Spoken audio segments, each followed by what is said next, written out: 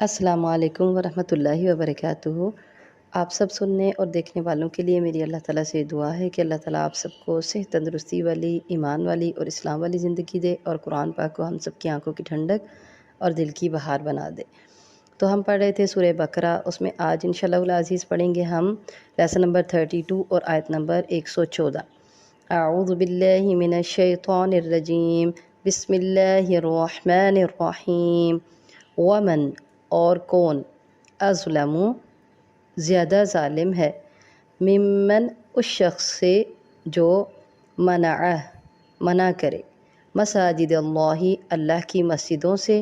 ان یذکر یہ کہ ذکر کیا جائے یا نام لیا جائے، فیہا اس میں اسمہ اس کا نام، یا ذکر کیا جائے اس میں اس کے نام کا، وسعی اور وہ کوشش کرے، فی خرابیہا اس کو خراب کرنے میں یا اس کی بربادی کی۔ اولئک یہی لوگ، ما کان لہم نہیں ہے ان کے لیے، ان یدخلوہا یہ کہ وہ داخل ہوں، اس میں، الا مگر، خائفین ڈرتے ہوئے، لہم ان کے لیے، فی الدنیا دنیا میں، خزی ایک رسوائی ہے، ولہم اور ان کے لیے، فی الآخرۃ آخرت میں، عذاب عظیم بہت بڑا عذاب ہے۔ آیت نمبر 115 دیکھیں۔ وَلِلَّهِ الْمَشْرِقُ اور اللہ کے لیے ہی ہے مشرق، وَالْمَغْرِبُ اور مغرب، فَأَيْنَمَا تُوَلُّوا پس جدھر کو، تولو تم منہ پھیرو یا تم رخ کرو، فَثَمَّ پس وہیں ہے، وجہ اللہ اللہ کا چہرہ، ان اللہ بشک اللہ تعالی، واسع علیم بہت وسعت والا اور سب کچھ جاننے والا ہے۔ آگے آیت نمبر 116 دیکھیں۔ وَقَالُوا اتَّخَذَ اللَّهُ وَلَدًا اور انہوں نے کہا پکڑی ہے اللہ تعالیٰ نے اولاد،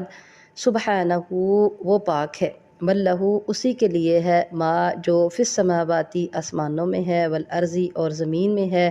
کل لہو قانتون ہر ایک اسی کے لیے فرما بردار ہیں۔ آیت نمبر 117۔ بدیع السماوات والارض بدیع ابتدا سے یا موجد ہے آسمانوں کا، والارضی اور زمین کا، وَإِذَا اور جب، قضا وہ فیصلہ کرتا ہے، امراً کسی کام کا، فَإِنَّمَا تو صرف، یقول وہ کہتا ہے، یعنی بس وہ کہتا ہے، لہو اس کے لیے، کن ہو جا، فیکون تو وہ ہو جاتا ہے۔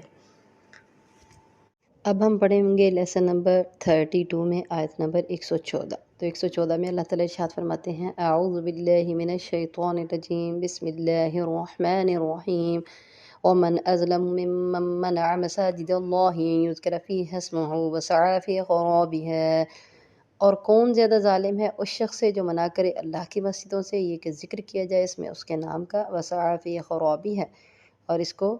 خراب کرنے میں کوشش کرے یا اس کی بربادی کی کوشش کرے۔ تو اس آیت میں اللہ تعالیٰ ارشاد فرماتے ہیں کہ اپنے گروہ کو حق پر تو سارے ثابت کر رہے ہیں، یہودی بھی کہتے ہیں ہم حق پہ ہیں، عیسائی بھی کہتے ہیں ہم حق پہ ہیں، یہاں تک کہ مشرکین جو بغیر کسی کتاب کے ہیں وہ بھی کہتے ہیں کہ ہم حق پہ ہیں۔ تو اللہ تعالیٰ ارشاد فرماتے ہیں کہ ان سب کا جو ہے نا وہ ظلم کے ناجائز ہونے پر اتفاق ہے کہ ظلم کرنا ناجائز کام ہے۔ تو اللہ تعالیٰ ارشاد فرماتے ہیں، من اظلم ممن منع مساجد اللہ ان یذکر فیہا اسمہ چونکہ ان کا ظلم پر اتفاق ہے تو اللہ کا حکم ہے، اللہ کا فرمان ہے کہ اس شخص سے زیادہ کون ظالم ہو سکتا ہے جو اللہ کی مسجدوں سے منع کرے، جیسا کہ مشرکین مکہ نے مسلمانوں کو مسجد حرام میں نماز پڑھنے سے منع کیا، مشرکین نے مسلمانوں کو مکہ سے نکالا، پھر مکہ میں داخلہ ان کا بند کر دیا، یہاں تک کہ ان کو حج اور عمرہ بھی کرنے کی اجازت نہیں تھی۔ تو اسی طرح یہود و نصارہ کا بھی حال تھا، جب نصارہ کا بیت المقدس پر قبضہ ہوا تو انہوں نے یہودیوں کا داخلہ بیت المقدس میں بند کر دیا، اور اسی طرح جب آج یہودیوں کا قبضہ ہے، مسجد اقصی ان کے قبضے میں ہے، تو وہ مسلمانوں کو نماز پڑھنے کی اجازت نہیں دیتے اس میں۔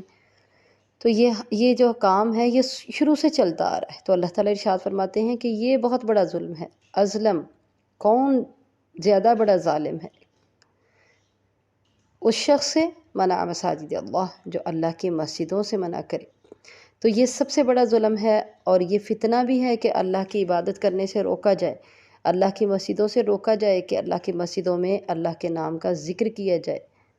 اللہ تعالیٰ کی عبادت کی جائے اور اس کو برباد کرنے کی کوشش کی جائے۔ تو یہ سارا کچھ یہود و نصارہ بھی آج کر رہے ہیں، اور پھر اس وقت کے مشرکین نے بھی مسلمانوں کے ساتھ یہی کام کیا۔ تو آج بھی یہی کر رہے ہیں یہود و نصارہ یہ کام۔ اللہ تعالیٰ ارشاد فرماتے ہیں کہ اولئک ما کان لهم ان يدخلوها الا خائفین، یہ لوگ ہیں کہ ان کے ساتھ یہ ہونا چاہیے ان يدخلوها الا خائفین، کہ یہ اس میں داخل نہ ہوں مگر ڈرتے ہوئے۔ یعنی ان کو، یہ جو مسلمانوں کو اللہ کی مسجدوں میں داخل ہونے سے روکتے ہیں، ان کے ساتھ یہ سلوک ہونا چاہیے کہ یہ اللہ کی مسجدوں میں داخل نہ ہوں مگر اس حال میں کہ ڈرتے ہوئے۔ ان لوگوں کے ساتھ یہ ہونا چاہیے، بجائے اس کے کہ یہ لوگ اللہ کی مسجدوں کے متولی ہوں، بجائے اس کے کہ یہ لوگ خانہ کعبہ کے متولی ہوں۔ ان کا تو داخلہ بھی وہاں ڈرتے ہوئے ہونا چاہیے کہ اگر یہ داخل ہوں تو ان کو خوف ہو کہ ہم لوگ صرف اللہ کی عبادت نہیں کرتے بلکہ اللہ کے ساتھ شرک کرتے ہیں، اللہ کے انبیاء کا انکار کرتے ہیں، ان کے دل میں ایک خوف ہونا چاہیے۔ تو اللہ تعالیٰ ارشاد فرماتے ہیں لَهُمْ فِي الدُّنْيَا خِزْيٌ وَلَهُمْ فِي الْآخِرَةِ عَذَابٌ عَظِيمٌ، یہی لوگ ان کے لیے دنیا میں ایک رسوائی ہے، اور اللہ تعالیٰ کا یہ فرمان سچ ثابت ہوا۔ یہود و نصارہ اور مشرکین تینوں کو اپنے کیے کی سزا پائی، تینوں نے اپنے کیے کی سزا پائی، اور مسلمانوں کو کعبہ اور بیت المقدس کی تولیت مل گئی۔ کعبہ اور بیت المقدس کی خدمت کا کام مسلمانوں نے سر انجام دیا، اور پتہ چلا چونکہ مسجدیں اللہ کی ہیں تو حق یہ ہے کہ ان میں صرف اللہ کا نام لیا جائے، اور مشرکین لوگ اور اہل کتاب یہود و نصارہ یہ سب اللہ کے علاوہ دوسروں کو پکارتے ہیں، اللہ کے ساتھ شرک کرتے ہیں۔ عزیر علیہ السلام کو یہودی اللہ کا بیٹا مانتے ہیں، اور عیسیٰ علیہ السلام کو عیسائی اللہ کا بیٹا مانتے ہیں، اور جو مشرکین ہیں وہ تو بت پرست بھی ہیں اور فرشتوں کو اللہ کی بیٹیاں بناتے ہیں۔ تو پتہ یہ چلا کہ مسجدیں چونکہ اللہ کی ہیں تو ذکر بھی اس میں اللہ کے نام کا کیا جائے گا، اور آباد بھی اس کو وہ لوگ کریں گے جو صرف اور صرف اللہ کی عبادت کرنے والے ہیں، اور وہ کون لوگ ہیں؟ الحمدللہ وہ مسلمان لوگ ہیں، اسلام کو ماننے والے لوگ ہیں۔ تو اللہ تعالیٰ نے خانہ کعبہ اور بیت المقدس کی تولیت بھی ان کو دے دی، اور آج بھی ایسا ہی ہونا چاہیے کہ بیت المقدس اور مسجد اقصیٰ کی تولیت بھی مسلمانوں کے ہاتھ میں ہی ہونی چاہیے۔ اور یہ کام کیسے ممکن ہوگا؟ جہاد کے ساتھ۔ جب مسلمان جہاد کو چھوڑ بیٹھے تو مسجد اقصیٰ ہمارے ہاتھوں سے نکل گئی۔ اللہ تعالیٰ ہم سب کے اعمال کو درست کر دے اور بیت المقدس اور مسجد اقصیٰ کی تولیت دوبارہ مسلمانوں کے ہاتھ میں دے دے۔ اللہ تعالیٰ ہم سب کو جہاد کے راستے پر گامزن فرمائے۔ تو آگے اللہ تعالیٰ ارشاد فرماتے ہیں یہ لوگ، ان کے لیے دنیا میں ایک رسوائی ہے، اور یہی ان کے لیے رسوائی ہوگی کہ اللہ کی مسجدوں میں داخل ہوں تو ڈرتے ہوئے داخل ہوں کہ ہم لوگ مشرک ہیں، اللہ کے ساتھ شرک کرتے ہیں۔ اور مسجدوں کے متولی کون ہیں؟ خالص توحید کے راستے پر چلنے والے مسلمان۔ اللہ تعالیٰ اگلی آیت میں ارشاد فرماتے ہیں وَلِلَّهِ الْمَشْرِقُ وَالْمَغْرِبُ فَأَيْنَمَا تُوَلُّوا فَثَمَّ وَجْهُ اللَّهِ، اللہ کے لیے مشرق ہے اور مغرب ہے، اور جدھر کو تم منہ کرو ادھر ہی اللہ کا چہرہ ہے۔ اچھا، اس آیت کا یہ مطلب نہیں ہے کہ قبلے کی طرف رخ کرنا ضروری نہیں ہے، بلکہ اس سے مراد خاص موقعوں پر مختلف خاص صورتوں میں صرف قبلے کی طرف منہ کرنے کی پابندی ختم ہو جاتی ہے، کیونکہ اس سے پہلے ان ظالموں کا ذکر کیا گیا جو اللہ کی مسجدوں سے روکتے ہیں۔ تو جب اللہ کی مسجدوں سے روکا جائے، اللہ کی عبادت کرنے سے روکا جائے، انہیں ویران کرنے کی کوشش کی جائے، اور اللہ تعالیٰ کے جو عبادت کے راستے میں رکاوٹیں پیدا کی جائیں، تو پھر مختلف مسائل اس طرح کے پیش آ سکتے ہیں کہ مسلمان صرف خانہ کعبہ کی طرف منہ کر کے نماز پڑھے، اس میں مختلف رکاوٹیں پیدا ہو سکتی ہیں۔ تو اللہ تعالیٰ نے مسلمانوں کو آزادی دے دی اور ارشاد فرمایا وَلِلَّهِ الْمَشْرِقُ وَالْمَغْرِبُ فَأَيْنَمَا تُوَلُّوا فَثَمَّ وَجْهُ اللَّهِ إِنَّ اللَّهَ وَاسِعٌ عَلِيمٌ، جدھر بھی منہ کرو ادھر ہی اللہ کا چہرہ ہے۔ تو احادیث سے ہمیں یہ بات پتہ چلتی ہے کہ نبی کریم صلی اللہ علیہ وآلہ وسلم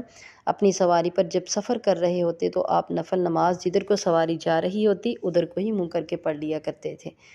چاہے وہ خانہ کعبہ کے علاوہ کسی اور طرف، یعنی قبلہ کے علاوہ کسی اور طرف بھی منہ کر کے سواری جا رہی ہوتی، چونکہ سفر اس طرف کر رہے ہوتے تھے تو نفلی نماز جو ہے اس کے اوپر پڑھ لیا کرتے تھے۔ پتہ چلا کہ سفر میں بھی ایسا ممکن ہے، اس کی اجازت ہے، اور اسی طرح خوف میں بھی، جب دشمن کا خوف ہو تو خوف کی حالت میں بھی قبلے کے علاوہ کسی دوسری طرف منہ کر کے نماز پڑھی جا سکتی ہے، اور تب بھی جب آپ کسی نئی جگہ پر جاتے ہیں، آپ کو قبلے کا پتہ نہیں اور قبلے کا تعین بھی نہیں آپ کر سکتے کسی سے پوچھ کر، تو بھی قبلے کے علاوہ کسی اور طرف منہ کر کے نماز پڑھنے کی اجازت ہے۔ یہ نہیں ہے کہ ان ساری صورتوں میں انسان کہے کہ مجھے تو قبلے کا پتہ نہیں، یا پھر سامنے دشمن ہے اور میں قبلے کی طرف منہ نہیں کر پا رہا تو میں نماز ہی نہیں پڑھوں گا، یا پھر یہ ہے کہ میں سواری پہ ہوں اور پھر میں نماز نہیں پڑھ سکتا، بلکہ اللہ تعالیٰ نے اس بات کو ختم کر دیا اور اجازت دے دی کہ جدھر بھی منہ کرو ادھر ہی اللہ کا چہرہ ہے، تو اللہ تعالیٰ کے لیے اپنی عبادت کو جاری رکھو۔ اگلی آیت میں اللہ تعالیٰ ارشاد فرماتے ہیں وَقَالُوا اتَّخَذَ اللَّهُ وَلَدًا سُبْحَانَهُ، یہ اہل کتاب جو ہیں ان کی تو یہ حالت ہے، کہتے ہیں کہ اللہ تعالیٰ نے اولاد پکڑی ہے۔ یہ مشرکین جو ہیں یہ بھی کہتے ہیں اللہ نے اولاد بنائی، جیسے پچھلی آیت میں ہم نے تذکرہ کیا، یہودی کہتے ہیں عزیر علیہ السلام اللہ کا بیٹا، عیسائی کہتے ہیں عیسیٰ علیہ السلام اللہ کا بیٹا، اور مشرکین کہتے ہیں فرشتے اللہ کی بیٹیاں ہیں، اور پھر اسی طرح بت پرست دیوی دیوتاؤں کو بھی اللہ کی بیٹیاں بیٹے بنا دیتے ہیں۔ تو اللہ تعالیٰ ارشاد فرماتے ہیں کہ یہ ان کا دعویٰ، یہ ان کا کہنا بالکل غلط ہے۔ اس کے لیے اللہ تعالیٰ نے پہلی دلیل ارشاد فرمائی کہ سبحانہ وہ پاک ہے، کیونکہ اولاد کی طلب جو ہے وہ محتاجی ہے، اور اللہ تعالیٰ اس محتاجی سے بالکل پاک ہے، اللہ کسی کا محتاج نہیں۔ اللہ تعالیٰ کی اولاد نہ ہونے کی دوسری دلیل میں اللہ تعالیٰ نے ارشاد فرمایا بل لہ ما فی السماوات والارض، زمین و آسمان کی ساری بادشاہی کس کے لیے ہے؟ اللہ کے لیے۔ تو جب زمین و آسمان یعنی کل کائنات کا بادشاہ، کل کائنات کا مالک اللہ تعالیٰ ہے، تو پھر مطلب یہ ہے کہ عزیر علیہ السلام، عیسیٰ علیہ السلام اور فرشتے جن کو مشرکین اللہ کی بیٹیاں مقرر کرتے ہیں، اور جو بھی طاغوت جس کو مشرکین اللہ کے جو ہے وہ شریک مقرر کرتے ہیں، بیٹے بیٹیاں مقرر کرتے ہیں، وہ سب کے سب بھی اللہ تعالیٰ کی ملکیت میں ہیں، کیونکہ پوری کائنات کا مالک تو اللہ تعالیٰ ہے، تو سب اللہ کی ملکیت میں ہے۔ تو مالک اور مملوک، اللہ مالک ہے اور باقی سب اس کی مملوک ہے، تو مالک مملوک کیسے برابر ہو سکتے ہیں؟ مملوک جو ہے وہ مالک کی اولاد کیسے ہو سکتا ہے؟ مالک کا بیٹا بھی مالک ہی ہوگا، وہ مملوک نہیں ہوگا، بلکہ وہ آزاد ہو جائے گا جب مالک کا بیٹا ہوگا۔ تو اللہ تعالیٰ ارشاد فرماتے ہیں کہ اللہ تعالیٰ تو زمین و آسمان کا بادشاہ ہے، تو اس کو کسی بھی اولاد کی ضرورت نہیں، بلکہ سب اس کی مملوک ہیں۔ کل لہ قانتون، تیسری دلیل اللہ تعالیٰ نے ارشاد فرمائی ہر ایک اس کے فرما بردار ہیں،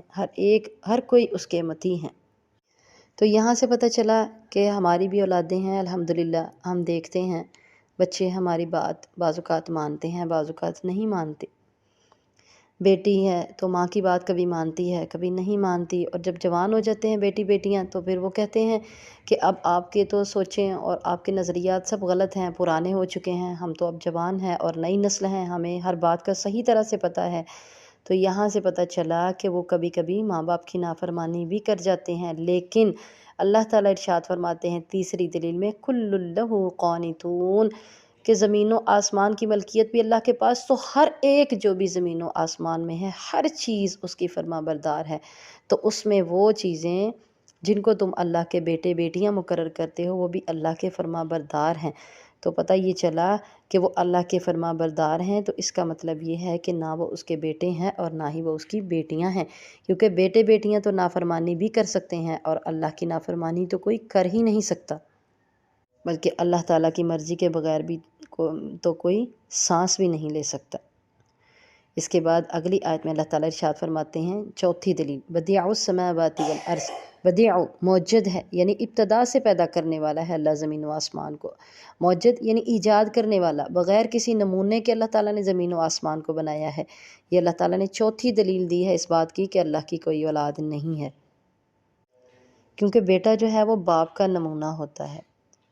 تو جب اللہ تعالیٰ نے ہر چیز کو بغیر نمونے کے پیدا کیا تو پتہ چلا کہ اللہ کی کوئی اولاد نہیں، نہ بیٹے اور نہ ہی بیٹیاں۔ تو اس کے آگے اللہ تعالیٰ ارشاد فرماتے ہیں وَإِذَا قَضَىٰ أَمْرًا فَإِنَّمَا يَقُولُ لَهُ كُن فَيَكُونُ، اور جب وہ فیصلہ کرتا ہے کسی بات کا، کسی کام کا، تو وہ اس کے لیے بس اتنا کہتا ہے ہو جا، تو وہ ہو جاتا ہے۔ تو یہ بھی اللہ تعالیٰ کا ہی کام ہے کہ اللہ تعالیٰ کسی کا محتاج نہیں، اللہ تعالیٰ کا اولاد کی کوئی محتاجی نہیں ہے، بلکہ وہ ہر کام خود سے کر لیتا ہے، وہ کہتا ہے کن تو فیکون، ہو جاتا ہے، اس کو اولاد کی کوئی ضرورت نہیں ہے۔ اللہ تعالیٰ کے لیے یہ کلمہ ہی کافی ہے ہر کام کرنے کے لیے، کن۔ اور فیکون وہ ہو جائے گا، ہو جاتا ہے۔